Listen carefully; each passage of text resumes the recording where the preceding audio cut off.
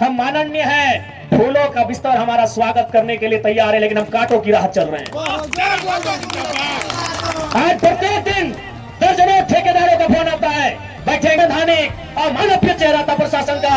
एक विधायक के साथ जब वो इस प्रकार का व्यवहार कर सकते हैं, तो सोचिए आम ग्रामीण रैयत विस्थापितों का क्या हश्र होगा आने वाले सालों में। इसलिए आज मैं तमाम रैयतों से, जिन्होंने नक्सली कोई डिक्शनरी का शब्द नहीं है जिसको हम लोग झारखंड में सुनते हैं नक्सली।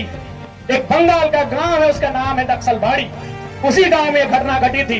किसानों को कुछ जमींदारों ने, जमींदार को आप प्रबंधन से ही तुलना कर सकते हैं, जमींदार को आप प्रशासन से तुलना कर सकते हैं। सालों में और आज तो कम से कम आपके हिस्से की बात कोई कर पा रहा है, आपकी हक की बात कोई बोल पा रहा है। आने वाले दिन अगर बोलेंगे ना तो शायद आपकी जबान काट ली जाएगी, बिल्कुल काट ली जाएगी। ये कौन सा रूप था, आप ही बताइए, कौन सा रूप था प्रशासन का?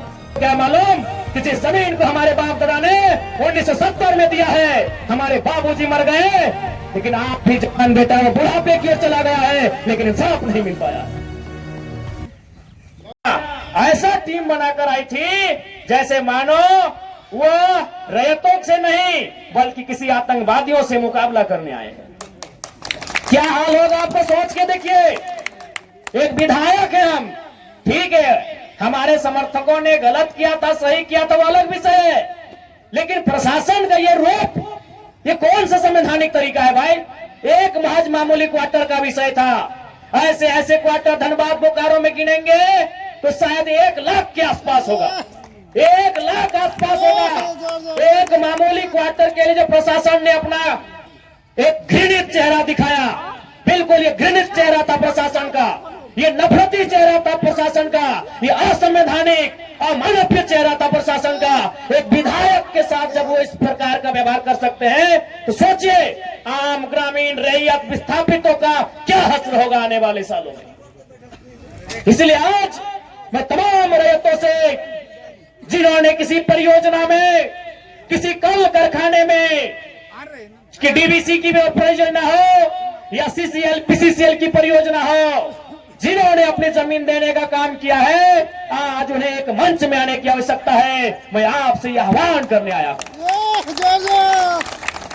आज मैं एक विधायक हूं, एक 30 साल का युवा, एक सुनहरा सपना, एक सुनहरी जिंदगी हमारे सामने, लेकिन आज उस जिंदगी को ठोकर मार के हम कांटों की ताज को स्वीकार करते हैं। उस सुनहरी, उस मखमली जीवन को हम ठोकर मार के कांटों के रास्ते को चुन रहे हैं, जबकि आपको भी मालूम है हम माननीय हैं, फूलों का बिस्तर हमारा स्वागत करने के लिए तैयार है, लेकिन हम कांटों की राह चल रहे हैं।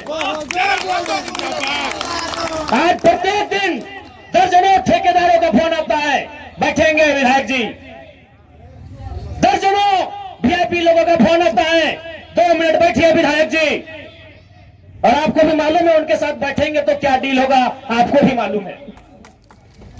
करोड़ों में ना सही लाखों में तो डील जरूर होगा। यानी एक मखमली बिस्तर को हम ठोकर मार के कांटों के साथ चल रहे हैं। किसके लिए? झारखंड के वंचित आवाम के लिए हम चल रहे हैं। आज क्या कमी होगी, एक माननीय को क्या कमी हो सकती है भाई? हमें आवास मिलेगा, गाड़ी की सुविधा मिलेगी, टीए मिलेगा, हर प्रकार की सुविधा मिलेगी, भत्ता मिलेगा, हवाई यात्रा मिलेगा, रेलवे की यात्रा मिलेगी और लाखों रुपए की सैलरी मिलेगी। दरकिनार करते उस ऐशो आराम के जीवन को ठोकर मारते हुए हम आपके बीच विधायकी के साथ साथ अपनी जान को हथेली में लेके घूम रहे हैं। बताइए तो झारखंड के इतिहास में ऐसे आज के इस दौर में एक भी विधायक का नाम बताइए। अरे विधायकी तो छोड़िए, हम अपने जान को हथेली में लेके घूम रहे हैं। जिस दिन 2 बजे रात को हम बेरमो में आए, हमारी गाड़ी में हमारा एक भी अंगरक्षक नहीं था। वे लोग सोच चुके थे, हमने कहा कोई दिक्कत नहीं है। हमने केवल ड्राइवर को फोन किया, वो भी अपने ससुराल में थे, क्योंकि आपको भी मालूम है मेरे घर में इतना जगह नहीं है कि हम 4 लोगों को ठहरने के लिए बोल सके। बगल में हमारे एक मित्र का घर है, वहीं रात रहने के लिए हम जाते हैं, वो विधायक है हम। हमने तुरंत कहा कि अगर हम अपने अंगरक्षक को लेने के लिए जाएंगे तो शायद 10 से 15 मिनट का लेट होगा, उतना देर में हम कम से कम डुमरी की दूरी पार कर जाएंगे। 20 किलोमीटर हम 15 मिनट में सफर कर जाएंगे, इसलिए अंगरक्षक को सोने दीजिए, हम अकेले आएंगे। हम अपने जान को, अपने जीवन को हथेली में रख के चल रहे हैं। किस लिए? ताकि आज झारखंड की शोषित वंचित जनता को न्याय मिल सके। तो आप इतना तो कर सकते हैं, एक 30 साल का लड़का अपने आराम के जीवन को छोड़कर, ऐसो आराम को छोड़कर आज आपके लिए कांटों के रास्ते में चलने के लिए तैयार है। आप कम से कम ये जो 15, 16, 50, 60 समितियां बना के रखे हैं विस्थापन के नाम में, क्या एक नहीं कर सकते हैं?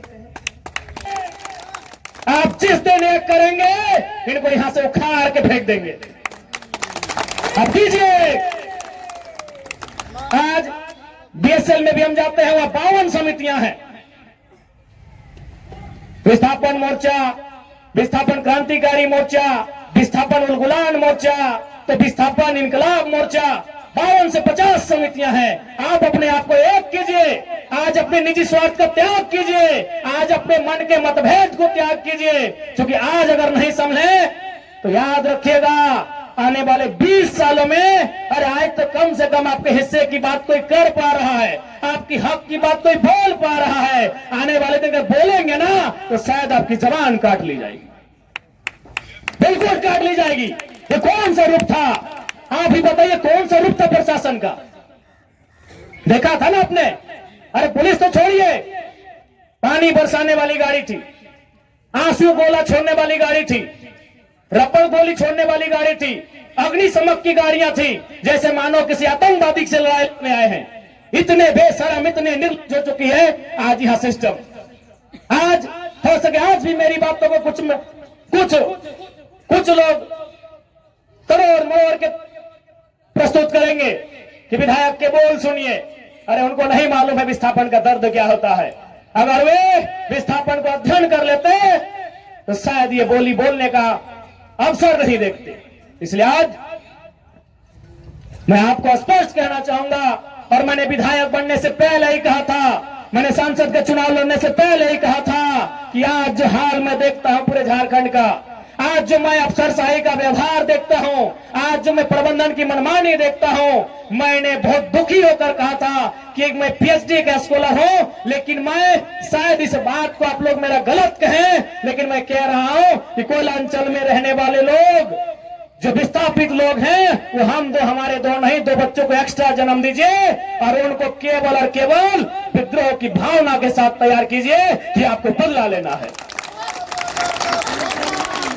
बिल्कुल, इस मेरी बात से बहुत सारे लोगों की आपत्ति होगी कि माननीय कैसा बोल रहे हैं, लेकिन उनको क्या मालूम कि जिस जमीन को हमारे बाप दादा ने 1970 में दिया है, हमारे बाबूजी मर गए, लेकिन आप भी जवान बेटा वो बुढ़ापे की ओर चला गया है, लेकिन इंसाफ नहीं मिल पाया है।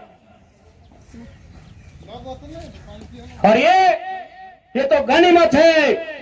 झारखंड के किसान भोले भाले हैं, झारखंड के किसान सरल हैं, झारखंड के किसान सीधे साधे हैं कि आज 1970 की लड़ाई को घिस घिस कर अपने जीवन को, अपने खून को गला गला कर लड़ रहे हैं। अरे ये बंगाल याद होगा, 1964-65 का दौर था। एक दिन पहले कुछ जमींदारों ने, कुछ सामंतवादियों ने एक किसान को मारा था। उन्होंने नक्सलबारी और नक्सलवादी जैसे घटना को अंजाम दे दिया था। एक दिन पहले। ये तो झारखंड के किसान हैं कि 70 साल से बर्दाश्त कर लिए। बंगाल के किसानों ने एक दिन बर्दाश्त नहीं किया था। आज आप नक्सलवादी सुनते हैं ना, नक्सली नक्सली नक्सली, ये डिक्शनरी का वर्ड नहीं है। नक्सली कोई बुरा वर्ड नहीं है। नक्सली बुरा हो सकता है, नक्सली वर्ड बुरा वर्ड नहीं है। नक्सली एक्चुअल में, वास्तव में बंगाल में दार्जिलिंग जो क्षेत्र है, वहां एक गांव है, उसका नाम है नक्सलवाड़ी। नक्सली कोई डिक्शनरी का शब्द नहीं है जिसको हम लोग झारखंड में सुनते हैं नक्सली। एक बंगाल का गांव है, उसका नाम है नक्सलबाड़ी। उसी गांव में घटना घटी थी। किसानों को कुछ जमींदारों ने, जमींदार को आप प्रबंधन से ही तुलना कर सकते हैं, जमींदार को आप प्रशासन से तुलना कर सकते हैं, तो कुछ जमींदारों ने, उस किसान का नाम था जंगल संथाल, लगभग 6 फुट 6 फुट ऊंचाई का वो किसान था, उसका नाम था जंगल संथाल।